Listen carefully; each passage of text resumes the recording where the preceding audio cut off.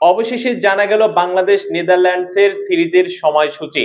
সুপ্রিয় দর্শক শ্রোতা বন্ধুরা, পূর্বের ভিডিও আমি আপনাদেরকে জানিয়েছিলাম যে 14 তারিখ বাংলাদেশে পা রাখার কথা রয়েছে, এটা বিভিন্ন সূত্র জানিয়েছিল। তবে ভিতরের খবর হচ্ছে, যেটা একদম বিসিবির সূত্র থেকে পাওয়া খবর, সেটা হচ্ছে এই মাসের 26 তারিখ নেদারল্যান্ডস বাংলাদেশের মাটিতে পা রাখবে। আর ম্যাচগুলো অনুষ্ঠিত হবে এই মাসের 30 তারিখ প্রথম টি-টোয়েন্টি, দ্বিতীয় টি-টোয়েন্টি অনুষ্ঠিত হবে সামনের মাসের 1 তারিখ, আর তৃতীয় শেষ টি-টোয়েন্টি হবে সামনের মাসের 3 তারিখ, অর্থাৎ সেপ্টেম্বরের 1 তারিখ এবং 3 তারিখ দ্বিতীয় ও তৃতীয় টি-টোয়েন্টি হবে, আর প্রথম টি-টোয়েন্টি হবে এই আগস্টের 30 তারিখ।